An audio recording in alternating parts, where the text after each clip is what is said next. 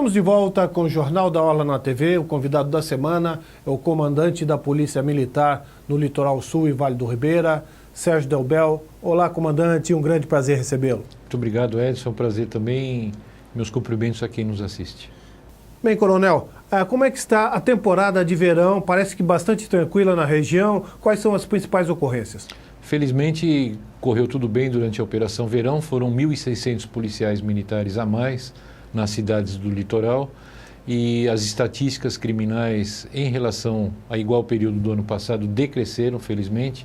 Diminuímos praticamente todos os índices criminais e a produtividade da polícia aumentou, ou seja, foram presas mais pessoas, capturados mais procurados pela justiça, mais armamento apreendido, mais drogas, mais veículos furtados ou roubados foram recuperados. Então o saldo foi altamente positivo e a gente tem que parabenizar o efetivo, nossos soldados que fizeram efetivamente isso acontecer nas ruas. Sem dúvida alguma. E com relação ao carnaval, a expectativa é a mesma?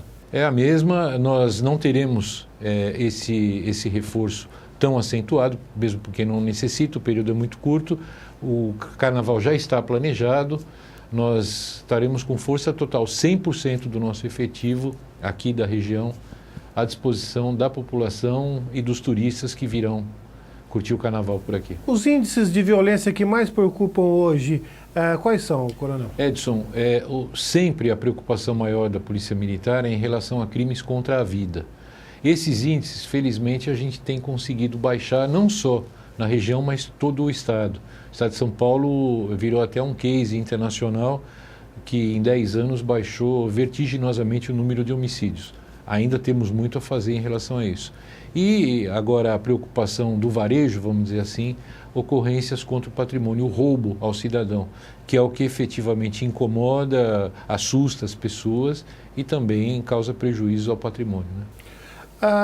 O senhor estava me falando agora há pouco, coronel, a gente estava conversando, que a polícia de Nova York está vindo a São Paulo para ver a nossa tecnologia. Houve um avanço muito grande. Que tecnologia é essa? Hoje em dia, o sistema de gestão da Polícia Militar, ele é considerado um dos mais avançados que existem no mundo. Pouca gente conhece isso. Pouca gente conhece sobre isso. Uma das dificuldades que nós temos é passar isso para a população. Então, o sistema de gestão de recursos humanos, de logística, de sistemas inteligentes, principalmente esse, desenvolvido pela própria corporação, ele é alvo de cobiça e de sondagem por polícias e até organismos internacionais e empresas que vêm no sentido de ver o que é isso que está acontecendo na Polícia Militar.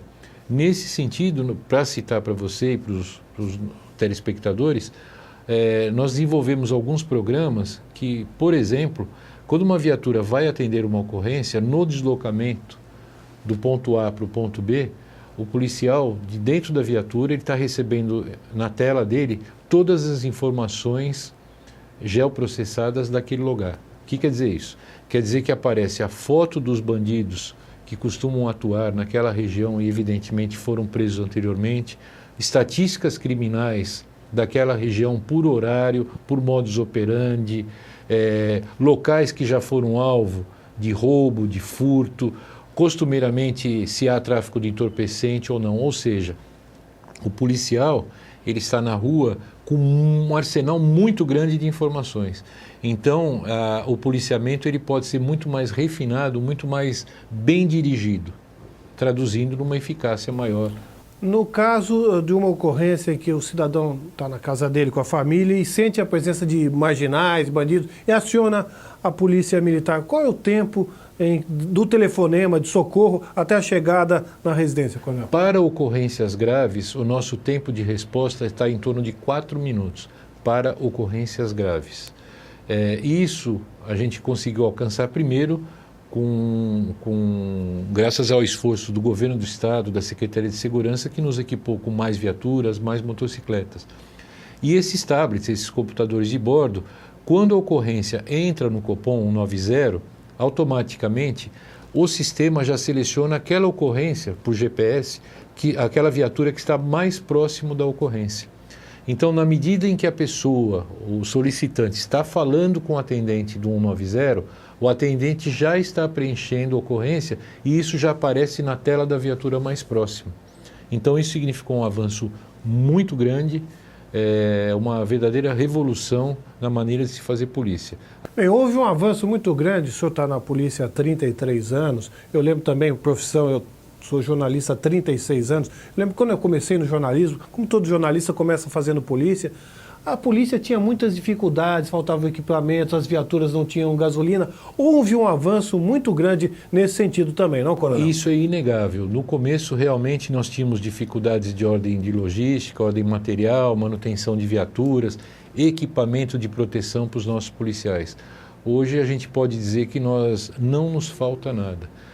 Claro que existem alguns entraves burocráticos que às vezes atrasam a chegada de alguns equipamentos, mas o avanço é inegável em termos de viatura, de logística, de administração, de gestão como um todo, hoje em dia é exemplar. Agora, coronel, um problema que preocupa, eu acho que toda a população brasileira, principalmente os pais, são as drogas, o avanço das drogas. Como é que o pai deve proceder? O que a gente pode fazer como cidadão para evitar que esse mal chegue aos nossos filhos? Olha, eu estava assistindo um programa de televisão há poucos dias, eu não sei se foi um documentário, porque eu peguei já praticamente no final, em que o jornalista ele fazia várias perguntas a casais, né, de várias idades que tinham filhos. E você já falou sobre sexo com seu filho? Já. Você já falou sobre tal coisa? Sobre religião? Já. Você já falou sobre drogas? Silêncio. Então ainda as pessoas acham, ou por receio, ou por desconhecerem, ou até mesmo por tabu, que a droga está longe da casa da gente, a droga está longe dos nossos filhos. Ela está muito mais presente do que a gente pode imaginar. Ela está presente entre as crianças, entre os adolescentes, entre os adultos e entre pessoas da terceira idade. Acreditem no que eu estou falando. Então, a primeira coisa é a tomada de consciência. As pessoas efetivamente acreditarem que esse problema pode estar rondando a sua casa. Falar abertamente, procurar ajuda profissional se houver qualquer indício que um filho esteja caminhando para esse tipo de problema. É importante que as pessoas saibam que o passo que antecede as drogas é o álcool. Normalmente é esse o caminho, é o álcool e drogas. E isso a gente vê indistintamente, isso não é privilégio só de classe A, B ou C. Muitas famílias aí consumindo álcool em família, inclusive com os menores de idade. Isso é o primeiro degrau para a entrada das drogas. Bem, coronel, e com relação aos assaltos, como é que está a Baixada Santista, em especial onde a gente vive? Olha, se eu falar para as pessoas que estão nos assistindo que estamos tranquilos, as pessoas não vão gostar dessa minha frase. Mas se nós fizermos um comparativo de anos anteriores e outras regiões do estado, nós estamos num patamar administrável. Há muito que ser feito ainda em termos de policiamento. Mas como nós estávamos conversando antes do programa, se as causas da criminalidade são multidisciplinares, não se pode ter a solução só com polícia. Você tem várias causas que levam as pessoas a praticar crime. A solução não pode ser somente a polícia. A sociedade tem que discutir isso. E um adendo, muitas vezes a polícia ela leva a culpa de não solucionar determinados problemas, Edson, mas se você for consultar a legislação, e nós temos que trabalhar em função das leis, a própria legislação facilita muito mais, às vezes, o bandido do que a polícia. Eu acho que a polícia faz a sua parte. Quem não está fazendo a sua parte, na minha opinião, é o legislativo que faz. Não endurece, pena, tem que ser pena dura para crime duro. Quer dizer, então, a legislação é falha, a impunidade, o Brasil inteiro reclama da impunidade, e o Poder Judiciário também está devendo, apesar do ministro-presidente do Supremo achar que não, na minha opinião, o Poder Judiciário ainda não está no patamar desejado pela maioria da população brasileira. Bom, mas isso é uma outra história, não é, coronel? Não cabe a nós aqui debatermos essa questão em tão pouco tempo. Agora, tem uma história que o senhor me contou que eu achei fantástica, da sua experiência, quando o senhor trabalhava na rota. Eu gostaria que o senhor contasse aos telespectadores, porque é uma história de humildade. E humildade é uma coisa que a gente deve exercer no nosso dia a dia. Coronel, eu achei fabulosa essa história. Eu gostaria de compartilhá-la com os nossos telespectadores. É verdade.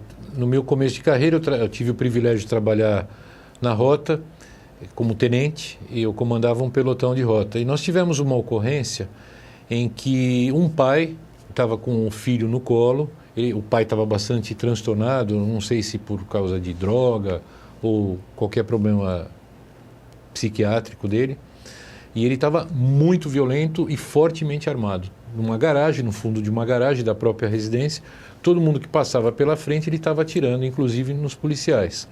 E eu cheguei no local para resolver a situação. E o senhor tenente comandava a viatura da rota? Comandava um pelotão de rota e fui um dos primeiros a chegar ao local. E para aquilo que se configurava, para aquela situação, ele estava atirando em nós, portanto, colocando a nossa vida em risco, estava com o filho no colo em situação de risco também. A negociação não estava dando certo, então tudo caminhava para uma solução terrível, que seria nós temos que atirar nessa pessoa, o que felizmente não aconteceu. Por que não aconteceu? Porque nesse meio tempo, enquanto a gente tentava negociar com essa pessoa, com esse pai alterado, chegou um sargento que trabalhava na rádio patrulha, que eu não dei muita bola, e aí não foi humildade, foi falta de humildade minha. Não, mas pelo momento tenso, sim, né? Sim, faltou humildade para mim na época, e esse sargento se apresentou a mim e eu estava tenso também por causa da ocorrência, eu não dei muita bola para ele. E naquela época a Polícia Militar distribuía um lanche para o pessoal durante o serviço, eram muitas horas de serviço, então vinha lá um saquinho com um sanduíche, um suco, alguma coisa assim, embalagem longa-vida, uma fruta. O sargento foi na viatura silenciosamente, pegou aquele lanche, colocou no chão entre eu e esse pai que estava alterado e falou: fulano, se você largar suas armas, esse lanche é seu. E como num passe de mágica, depois de mais de 2 horas de uma tensão absurda entre nós e esse pai, o pai largou as armas para comer o lanche. Então foi uma coisa muito simples de se contar, mas que para mim foi uma lição que eu carrego ao longo da minha carreira e procuro falar principalmente para os meus oficiais, né? Que muitas vezes a gente não presta atenção no que o subalterno está dizendo. Nós temos muito a aprender. Eu costumo dizer já há muito tempo que os maiores professores que eu tive foram os meus soldados. E isso não é demagogia, isso é fato. Então a mensagem a gente tem que escutar mais, escutar quem está em posição de chefia, os seus subalternos com atenção, porque às vezes as soluções estão à nossa frente e a gente não enxerga. Uma lição de humildade muito importante. Coronel, um grande prazer tê-lo recebido. Transmita a toda a sua tropa o nosso abraço, o reconhecimento da população da Baixada Santista, que a polícia está realizando, a Polícia Militar de São Paulo, um grande papel, principalmente na região da Baixada Santista. Muito obrigado. Eu que agradeço, Edson, um forte abraço e um abraço a quem nos assiste também. Contem sempre com a Polícia Militar. Muito obrigado. O Jornal da Orla na TV fica por aqui, mas continua na internet. A seguir, Jornal da Orla Turismo. Uma excelente semana a todos e uma ótima viagem.